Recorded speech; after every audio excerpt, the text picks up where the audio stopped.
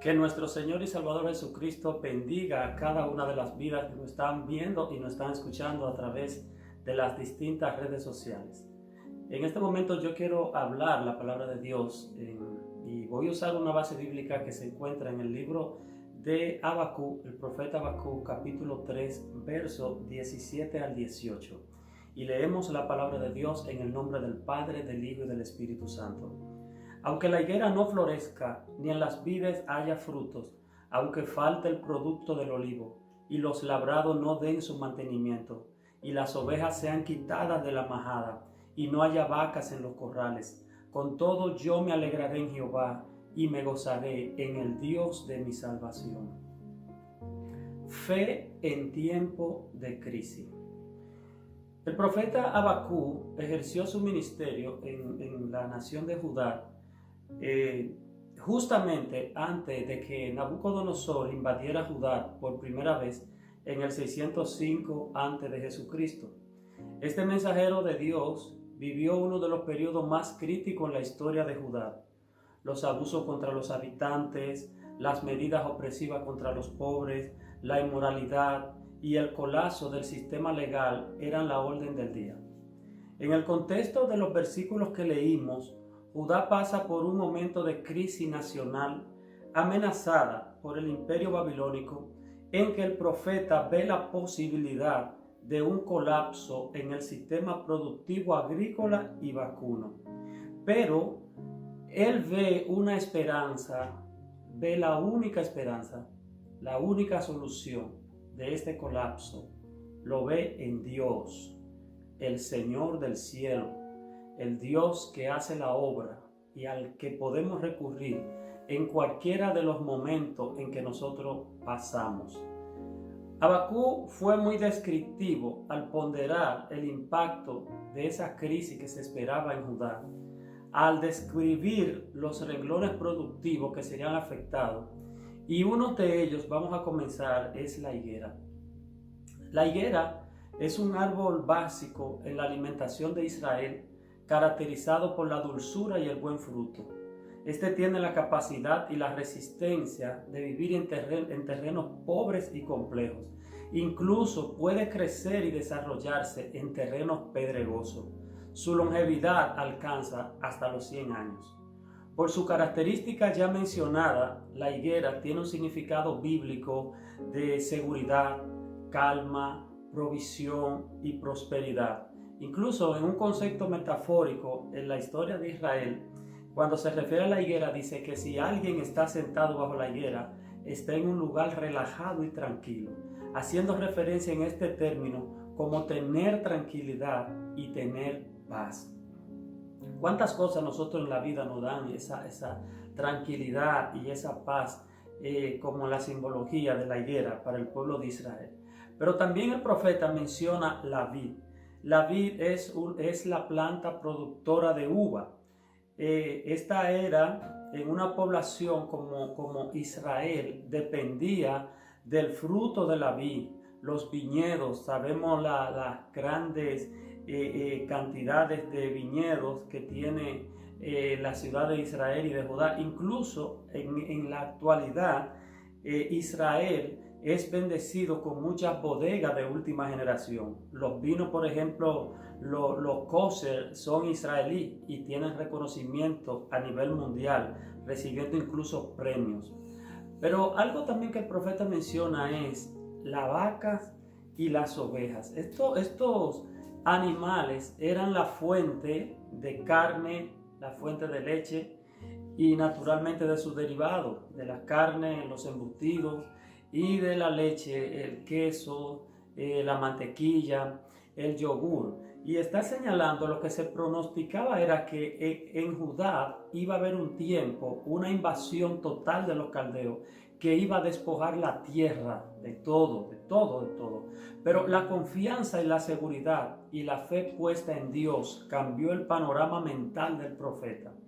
Por un lado, él entiende la magnitud del problema. Por un lado, entiende que los babilonios son fuertes. Los babilonios tenían todo el poderío, todo el ejército, él no estaba minimizando el problema, sabía lo que le esperaba. Y la palabra del Señor dice que el avisado ve el mal y se esconde. Él sabía, no ignoraba. La fe a veces no puede ser ciega de nosotros ignorar las realidades en las que estamos en el momento presente y la realidad que se puede presentar en un futuro. Pero ¿cómo él comprende que los renglones de la producción iban a colapsar? Aunque destruyan todo, quemen las viñas y los olivos. Sabemos por la historia universal que cuando un rey conquistaba una nación, destruía todo. Lo que no se podía llevar a su paso, lo destruía. Quemaban los sembradíos, se llevaban los niños, se llevaban las mujeres y utilizaban incluso los habitantes, los más jóvenes, lo utilizaban como elemento de la producción. Y él está señalando que aunque estorben, que quemen las viñas y los olivos, estorben la siega, roben los rebaños y nos priven de toda posesión terrenal. Pero él de otro lado está viendo a Dios, ve al Dios poderoso, el Dios de la historia, que Habacuc sabía que había librado a Israel de ejército poderoso y ejército enemigo. Habacuc sabe que el Dios de Israel, Jehová, el Dios de los ejércitos, el Adonai, el Shalom, Jehová Jireh, sabía que lo había sacado, que en la historia de Israel estaba escrito que Dios había sacado a Israel de la tierra de Egipto y lo había llevado a una tierra poderosa, una tierra que fluye leche y miel. Habacuc conocía que el Dios del cielo, en el desierto, había provisto alimento, mandando maná del cielo, y dice que en ningún momento ellos se quedaron sin su sustento. Él sabía que el Dios del cielo le había provisto agua, le había provisto nube para que en el día no lo quemara el sol, y le había provisto también el fuego para que en la oscuridad ellos pudieran seguir avanzando. De modo que de un lado, amigos que me están escuchando y que me están viendo, de un lado está viendo la dificultad, está viendo el problema, está viendo la nebulosa, está observando la crisis, lo que venía para el pueblo. En palabra del profeta era lo peor. Pero del otro lado, del lado de la derecha, está el Dios poderoso. Y él no se concentró en ver lo que estos reyes iban a hacer, sino que dijo, de este lado está Dios, el Dios del cielo, que dice, con todo, aunque todas esas situaciones ocurran, con todo eso yo me alegraré en el Señor. Yo confiaré en Dios. Voy a poner mi fe, mi confianza, mi esperanza en el Dios que lo hizo una vez y el Dios que otra vez lo va a hacer. Pero solamente un corazón que tiene a Dios, solamente una vida que se ha rendido al Señor y que le ha confesado como único Dios y Señor, puede alegrarse en el tiempo de la crisis. Eso sería algo como absurdo.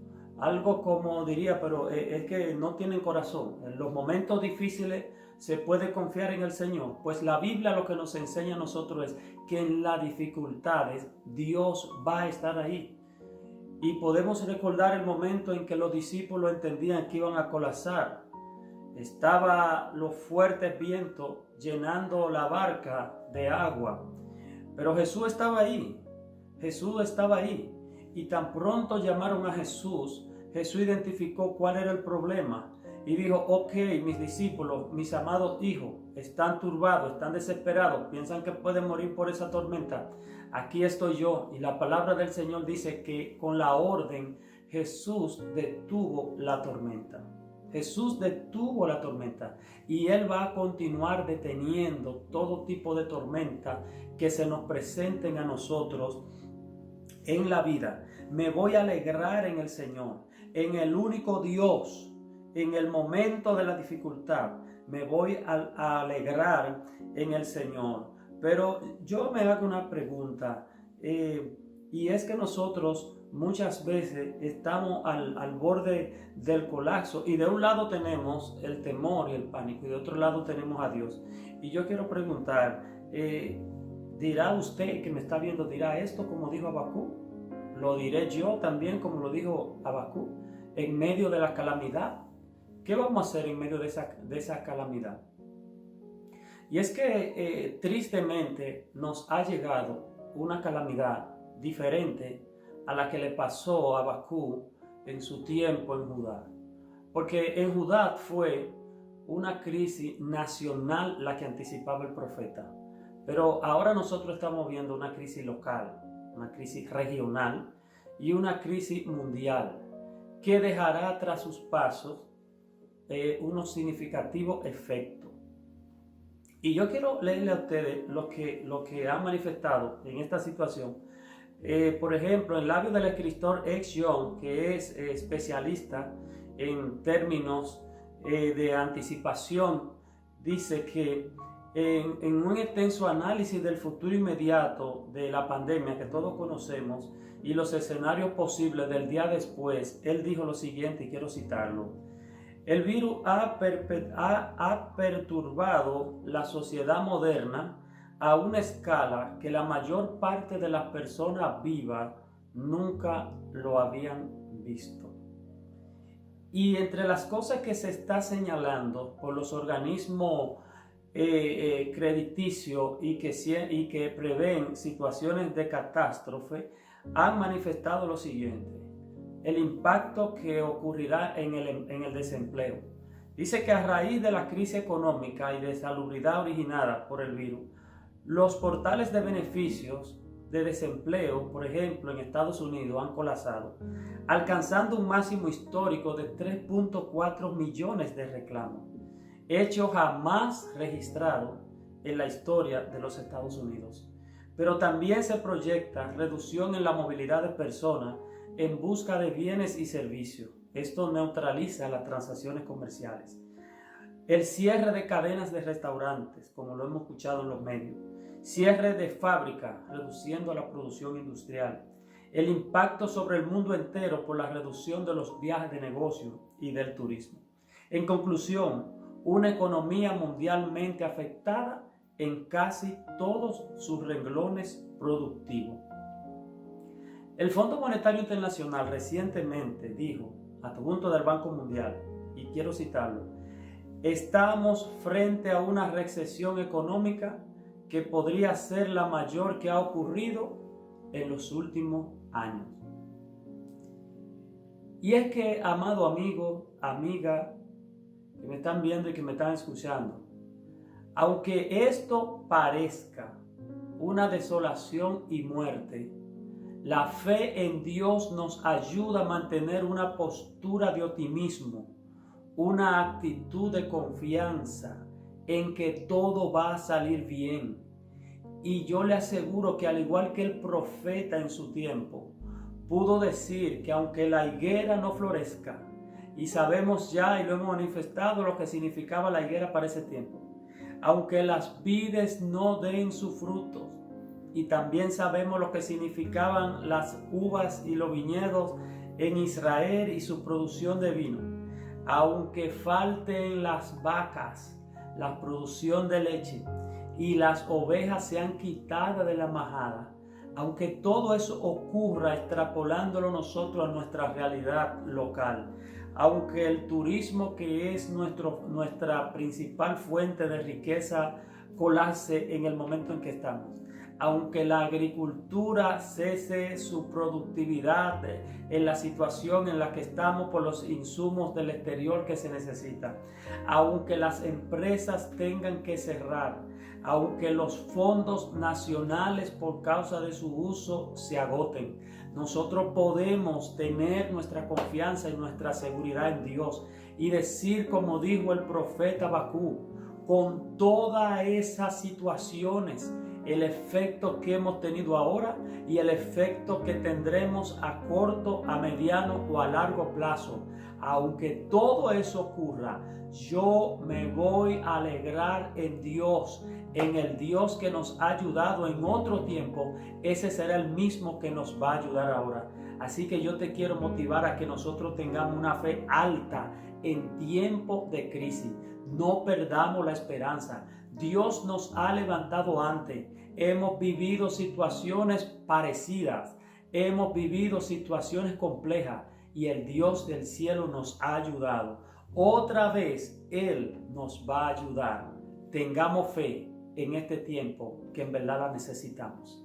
El Señor le bendiga.